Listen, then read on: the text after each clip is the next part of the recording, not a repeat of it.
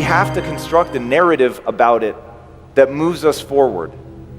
And this is why I'm such a firm believer that you should do and believe that which moves you towards your goals. People get the do part. They understand their actions should be actions that take them towards what they want to accomplish. But people often miss the most important part, which is only to believe things that move you towards your goals.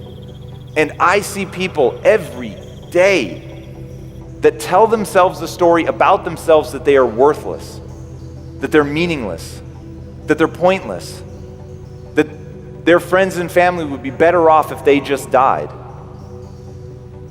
So we have to find a way to construct a narrative about ourselves that empowers us, that lifts us up, even though we make mistakes, even though we fall down, even though we're never going to get things right all the time, and even though terrible things happen to us, or maybe we do terrible things.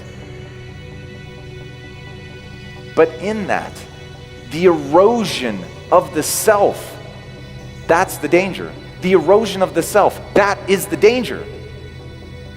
And when I talk to people about the 80-20 principle, 80% of the time you should be focused on the things that you love, the beautiful things that you want to bring to this world, the beautiful things that are already in the world. And 20% of the time you should be kicking yourself in your ass and saying you can do better. It's such a powerful idea. But the problem is when people get to the 20%, they forget that it's only supposed to be 20% of the time, and that it's meant to be these acute moments where you're pushing yourself to be more, to do more. It isn't so you can tear yourself down. That's why you have to do and believe that which moves you towards your goals. And if thinking that you're a worthless piece of shit moves you to your goals somehow, then fine, do it. But I can't literally fathom a universe in which that would be a logical way to move forward. So I'm going to give you the magic words that you need right now to never fall prey to that.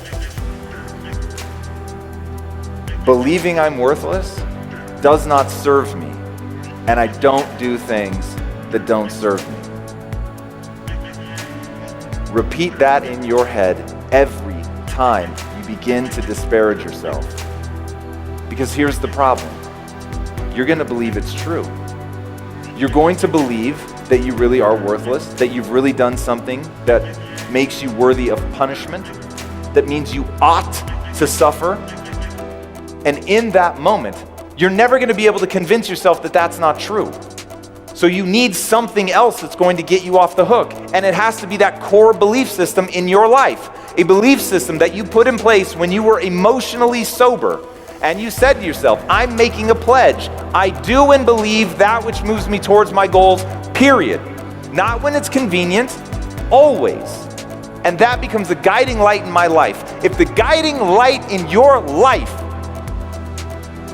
is that you only do and believe that which moves you towards your goals, when you get into that loop of beating yourself up and thinking that you're worthless or that you're never going to make it, remember that.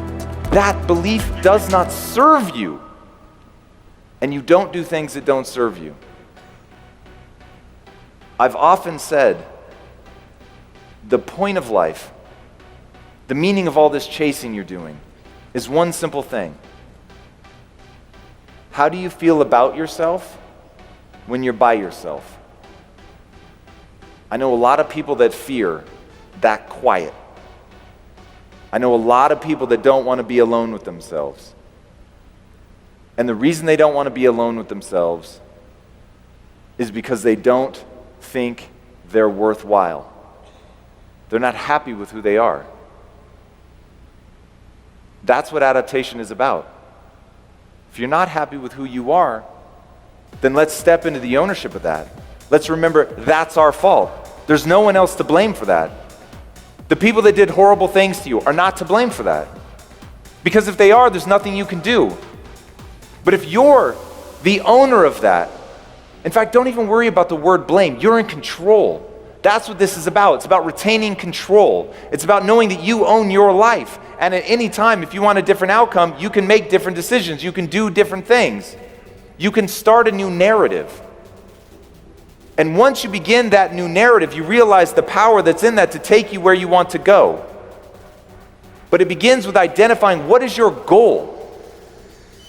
Once you have your goal, then you can work backwards to what you need to do in order to accomplish that goal.